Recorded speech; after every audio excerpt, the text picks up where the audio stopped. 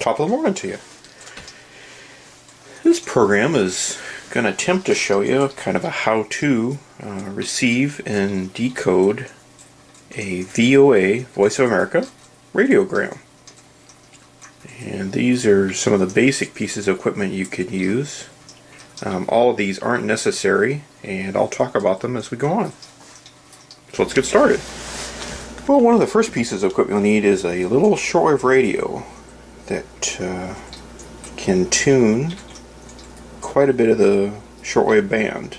It doesn't have to be a shortwave radio with a sideband or BFO in it.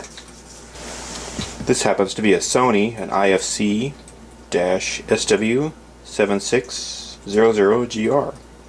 It's pretty much a little basic shortwave radio, and if you just have to follow along, this is a current production item. You can get this off the internet, or maybe a local store that you know actually sells these. One of the other things you'll need is a basic audio cable. This one's about 6 foot long and happens to have, these are 1/8 inch. This is a stereo one. You can probably get this at any of the department stores or electronic stores, or you could probably order one cheap off the internet, although you could make one of these if you had a little talent or a little ingenuity. Keep in mind that this connectorization may not be proper for the shortwave radio and the laptop that you have, so this is correct for my setup. Another piece of equipment you pretty much have to get anywhere at this project is some sort of a computer. I'm using a Windows computer. This one happens to be a Vista machine. I've used this program on Vista and Windows 7 and Windows 8. It probably works on other Windows operating systems, but I haven't confirmed it or tested it. You don't have to have a laptop. A desktop would work. One of the kind of prerequisites, though, is that it have a sound card with probably a microphone input. Although there's some other choices you can do here. If your PC doesn't have a sound card on it, you may have to get an external sound card. This one happens to be a little Behringer sound card. This one is USB to audio. These happen to be RCA connectors. You'll have to get the appropriate cable to plug into your radio. And I have actually pretty good luck with this. The reason I got a hold of this was one of the laptops I've been experimenting with. The input to it doesn't work very well or isn't functional. And if you look at the HF Fax series I've got on my YouTube channel, you'll see more of this, and that might prove helpful to you. This is a pretty good little piece of equipment, though. This was a UCA 202, and they call it a U-Control. It's a pretty nice unit. It was a tiny bit pricey, though. A good alternative are these little, I call them thumbnail sound cards. They're actually a little bit bigger than your thumbnail, for lack of a better word, but you can get these at many computer electronic places. They're about $10. They're pretty amazing for what little money they cost, and actually you can order these off the internet, and I think they're as cheap as $2 or $3. If I was going to order some of these off the internet, I think I'd order quite a few of them, though, just to beat the rush. But these do work. A couple other things that might make your project a little more successful are a pair of headphones. You don't have to go out and buy a pair of headphones, but they do work, and even some basic ones will work. I'm sure everybody's got a pair of little earbuds tangled up in some dark corner of their house. Another little toy that I found helpful was an external antenna. This one happens to be a Sony external antenna, and this is an AN-LP1. This is a really good external active antenna, and really helps the reception quite a bit. Although you don't have to go buy one of these. Even a really long piece of wire strung up inside your house or outside your house could be very helpful.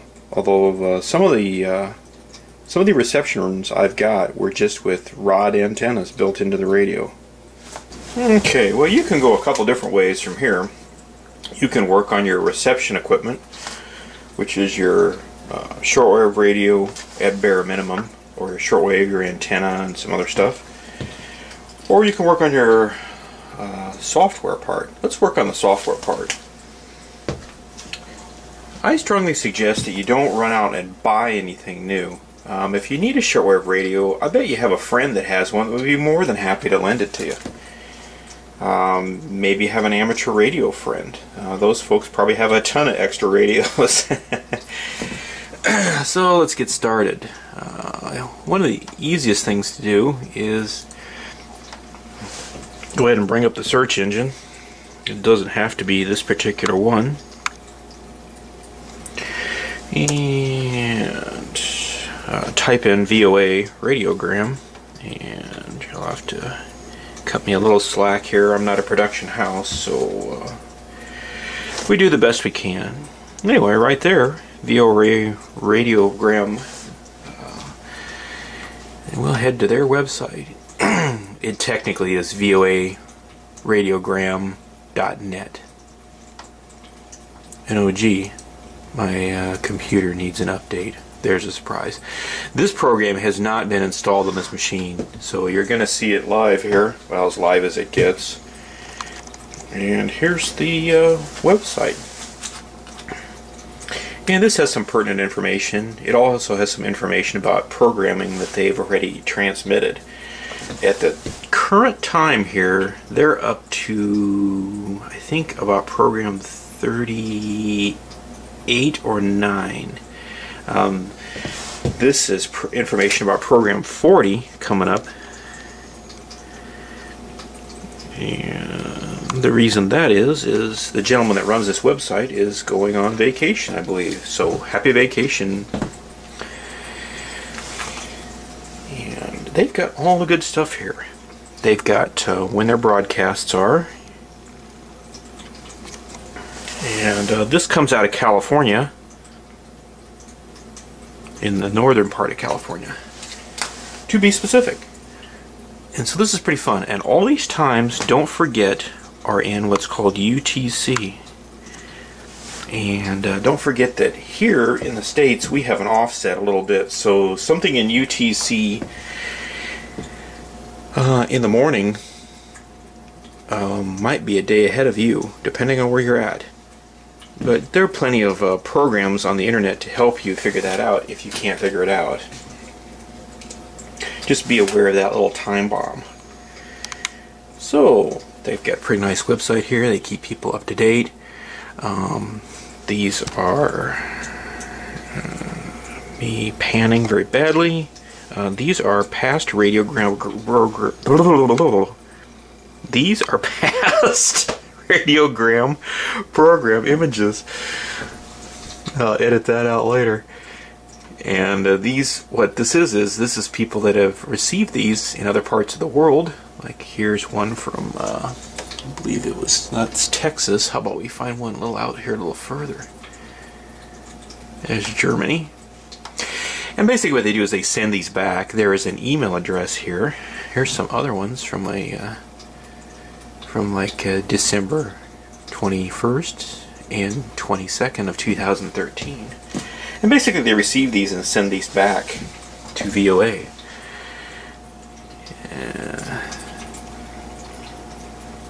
Here's some YouTube videos. Here's a YouTube video I did. Thank you very much, VOA. I appreciate that very much. And there is some really great information here. There's some older information too. There's a number of YouTube videos. And they try different things to see how it affects the reception, and then basically the listeners capture these and send them back. And it's really a cool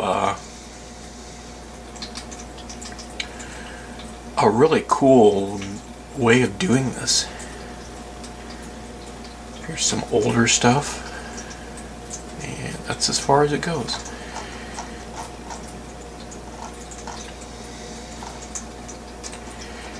and you can send your reception report if you get this all up and running. I suggest you do this. It's really a great program. The reception reports go to Radiogram at voanews.com. And don't get discouraged if you don't hear back from these folks right away. I sent one in, and I think it took a few days, but that's okay. You know, at least they have other jobs probably too, or they have a lot of email to read through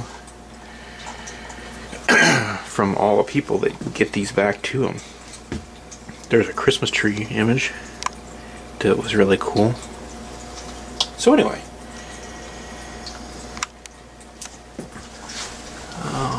there you go. There's what's going on. Anyway, if you look around on the website,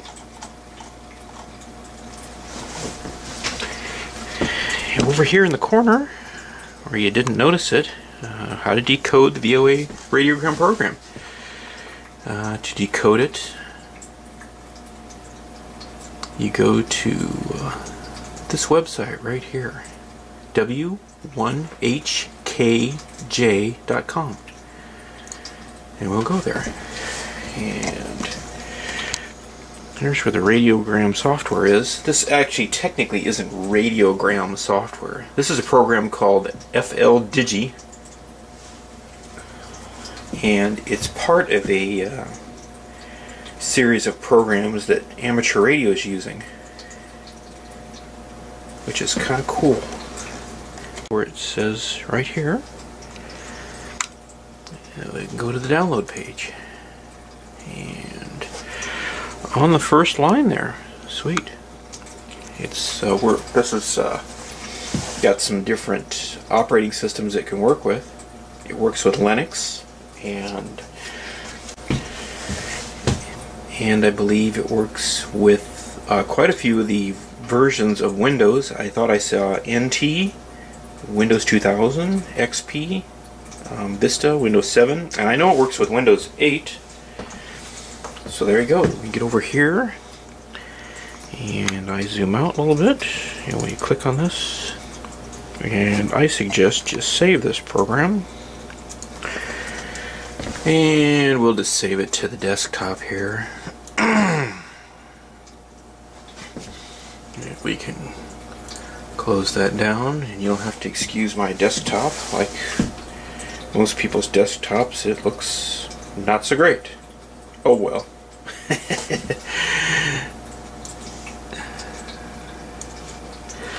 So we'll wait for that to download.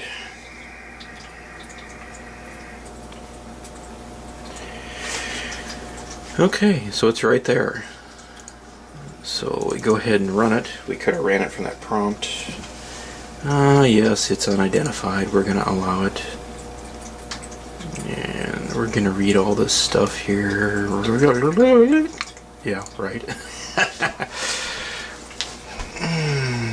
And you can adjust this accordingly. This is some options. 15 megaspace, not bad.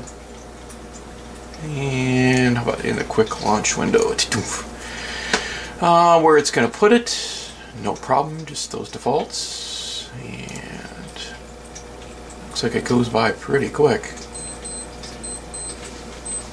And yes, that's my watch. That beeping doesn't come with the program. So there you go. This actually installs two things on your desktop. The this one down here, which is the FLDIG. This is the main program, and there's another little piece up here. Oop, wrong way. So anyway, we'll go ahead and open this up.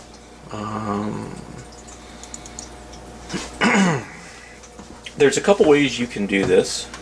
There's some questions. What do we want to know about? This is the configuration wizard. You can change any of this stuff at any time. It just wants to step you through here to get some basic information. Like I said, this program is intended for amateur radio use, so there's some information about your call sign and your name, your location and your antenna. You don't have to fill that in for our purposes, so we'll just skip on by. This wants to know about your audio, and tell you what we'll do. We will skip that. And this is some information about a transmitter, which we probably don't have if you're just using this for reception only. We'll give that a miss. And this is for some data sources we're not interested in. Okay, so we're up and running. But we're not set up properly. There's a couple different ways you can set this up and decode the data. Oh, first thing you need to do is go back to configure up on the top here, and it'll pull that menu down, and you want to configure the sound card. This is where the data's audio is going to come into. On almost all the configurations I've set up, I've went and just picked this port audio button right here. Hopefully you can see that. And that picks the kind of default stuff out of your PC, which is your speakers and your microphone input. And you can do one of two things here. You can actually save this data, or if you just close it, it uses it but loses it when you close down the program. We'll just do that right now. Now what I've done is I've actually recorded on a little personal recorder a radiogram from VOA. So I'm just going to go ahead and play it, and we'll just set it up from there. Okay, what I've done is I've plugged the the jack into the microphone input of my PC, and I've plugged it into the playback recorder. And what I did there, you can, it's a little tough to see. Basically, on your toolbar on the bottom, I right-clicked on the little speaker, and I selected recording devices. You can get to this probably through the control panel too. And this brings up the microphone input. If you click on it and hit properties, it'll let you adjust some of the properties of that. And we're going to turn the audio input down. And hit okie dokie. And you can see that right there it's pretty high still. You can also adjust the playback output of the recorder. And I've been keeping it pretty low. This program seems to be more sensitive to low levels than high levels. So if you overdrive it, it probably won't decode it, but if you make it pretty hard to hear, it doesn't seem to have a problem. Okay, so the basic fields of this are all the stuff you want to adjust is up on the top. This is actually the reception field. This is the transmit text field, and this is what's called the waterfall. So we can see we're getting data in here. Let me move that a little bit and let's zoom in. And that's actually VOA data right there.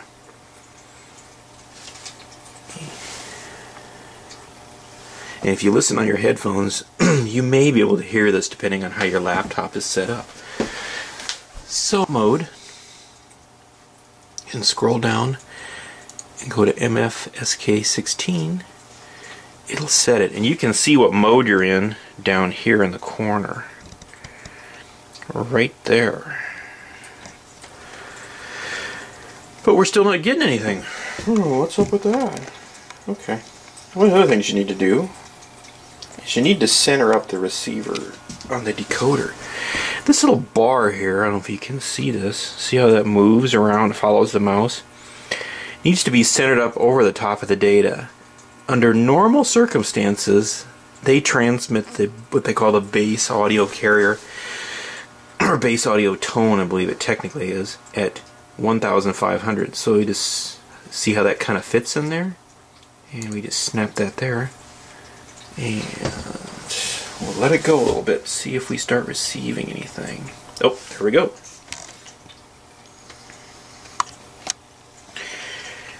That was pretty easy. Doesn't get any better than that. Okay. One of the things VOA does in their experiments is they change modes, and there's nothing wrong with that. But that can confuse the recorder, and it can confuse you if you don't know if it's coming up. So what we'll do here is we'll stop the recorder or the player and back up a little bit and start over.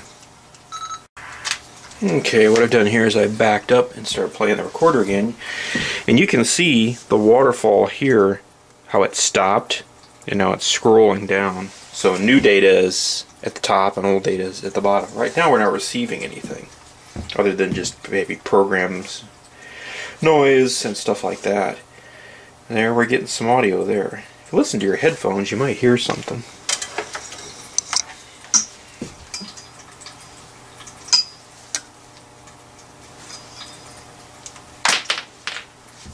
Okay, we've started getting data. So, there's a nice, this is program 39. And so a little friendly hello from Mr. Kim. I believe technically he's a doctor.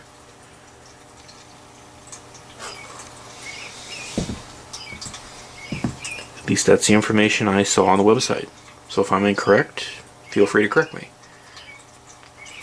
Here's their lineup, and this is basically where in the program, what time, and what the format is. So they start out in the MFSK mode 16, and then they bump up. So basically that gives you an idea of what happens. And you can go back into the op mode MFSK 16, or excuse me, MFSK mode, and select those if you want. If you don't want, you may be able to use this handy little button, which is RFID, or receive ID. If you select that, turn that on, the program will follow the modes as they change, which is pretty handy. So we just scroll along here merrily, receiving data. Now would be a great time if you want to fiddle with the level of your recorder. You can actually kind of see the level that comes in down here in the corner. This kind of shows it as I turn it down.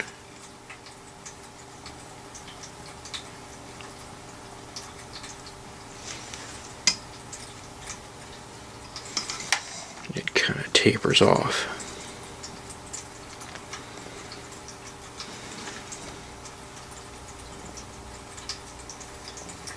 And you can kind of see that in the waterfall program too. And the black is no audio, and the white is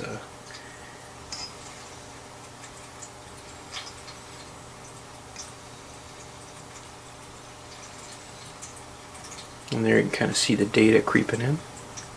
Some of these sound cards have AGC controls on them, and they try and track the audio, which can make your life really miserable.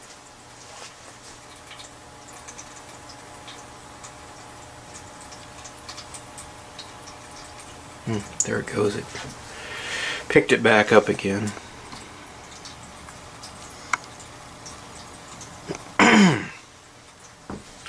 There actually are a couple different modes to this programming.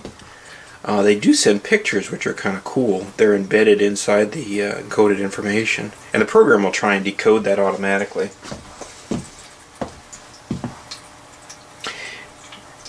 They also transmit a kind of a formatted text, which isn't like this. It looks more like a web page. And if you read the VOA web page there, you can see how to install that.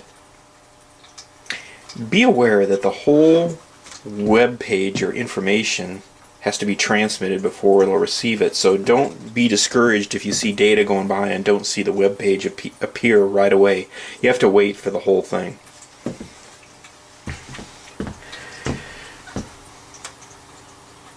Like I mentioned before, one of the great things is you can record this and play it back at a later date, or you can play back people's VOA Radiogram YouTube videos and decode those. It won't stop you. It might be a little tougher, but it'll work.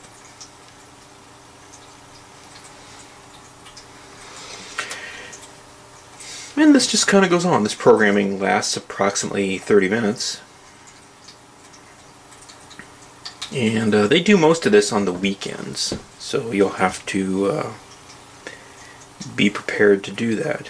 And keep in mind that if you're in the Central Time Zone like I am, they're technically a day ahead of you. So if you're going to work with Saturday's programming, you better stay up nice and late Friday to do it.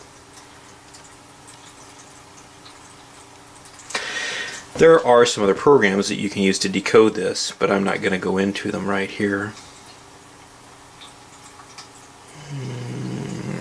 We're just clipping along.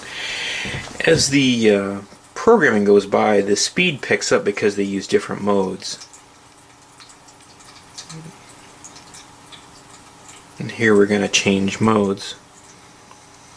He's changing to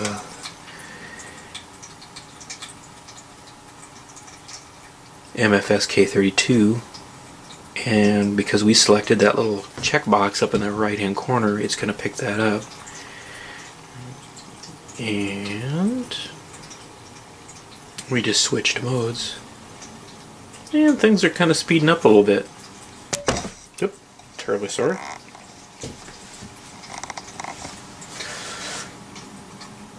As the mode goes up, they use up more audio bandwidth, so it makes it potentially a little harder to decode. But from what I've seen, this whole system of data transmission seems to be pretty robust.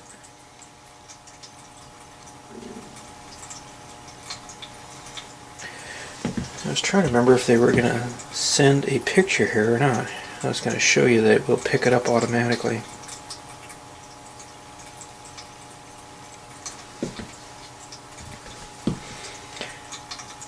You don't have to use a personal digital recorder to record these. I'm sure an audio cassette would work just fine, or reel-to-reel, or whatever you have floating around. Again, I wouldn't go out and buy anything. You probably have a friend that has an old cassette player recorder laying around. You might be able to go to a second-hand store, find an old cassette player, or a little digital recorder, or a personal recorder that used the small tapes. I personally find it very convenient to record these and then play them back.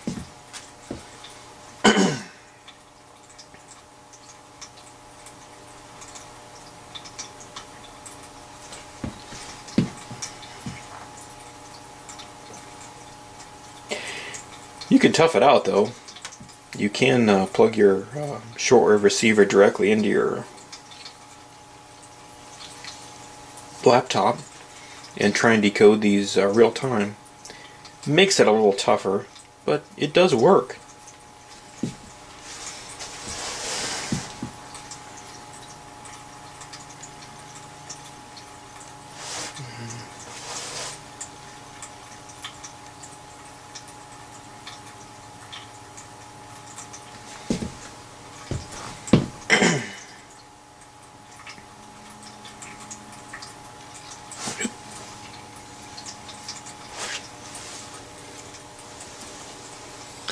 Plus it helps if you don't run your laptop off batteries.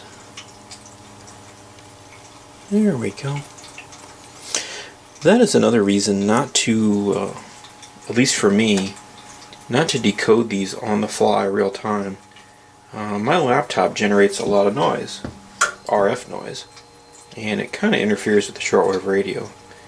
Some of the things I've done to deter that are I run it off of batteries. The power supply seems very noisy on this laptop, or actually technically the other laptops I've used, and I did have a great deal of success using an audio isolation transformer.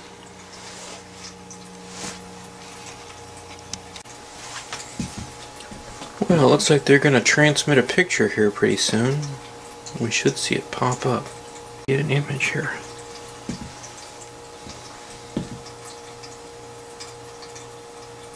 Boom, there we go. Cool. So this will take a little bit of time to scan in. Depending on how noisy your reception is, there may be some little imperfections. That's what these little lines are. But it's still pretty cool.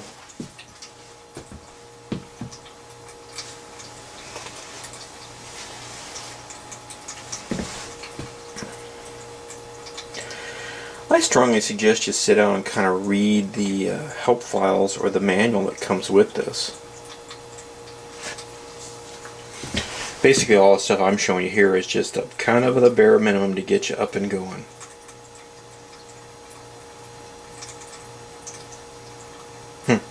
That's interesting. I decoded this on another laptop. Originally, in this picture, didn't look as good on my other laptop. Matter of fact, that area there was kind of a green tinted color, and this one looks a lot better. It looks a lot more lifelike. That's interesting. Mental note. You may want to experiment with different laptops. Apparently there must be some little subtle difference. I don't know. Or I had some distortion. I suppose I could go back and replay that and try again and see what happens. Another plus for having a pre-recorded program. And you can move this off to the side while they're sending some more data. And there's a little plug for them to send a reception report to Radiogram at voanews.com, which I strongly suggest you take 10 seconds out of your life and do. And looks like we're transmitting another story.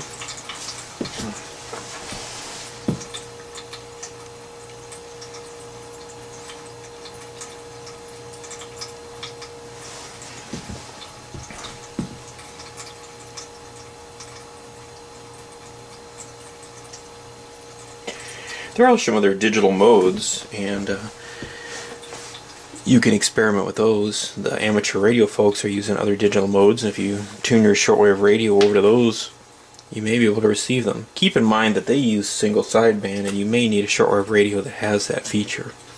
It may be called single sideband, or it may have a feature called BFO.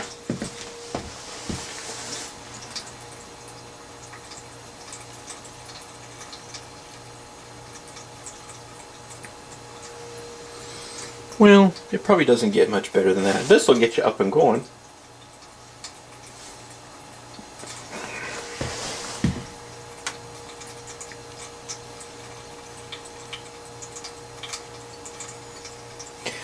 Well, I don't think there's too much else to show. This, like I said, this will get you going. And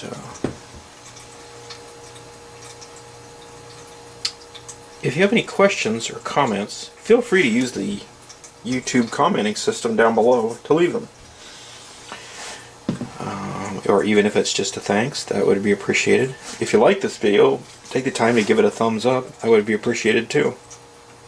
If you'd like to become a subscriber to my channel, that button is up there. You can subscribe, and what will happen is you'll get a little reminder in your YouTube channel. When you sign in, you'll get a little kind of a friendly reminder that I've put up a new video. I have a lot of other videos besides radio, although this time of year it's winter and I kind of get forced in. I have a lot of mechanical and electromechanical, electronic and electrical videos, along with some other interesting doodads. So if you might take the time to subscribe, that'd be great. Anyway, have a great day. Hope you enjoyed this. Thanks.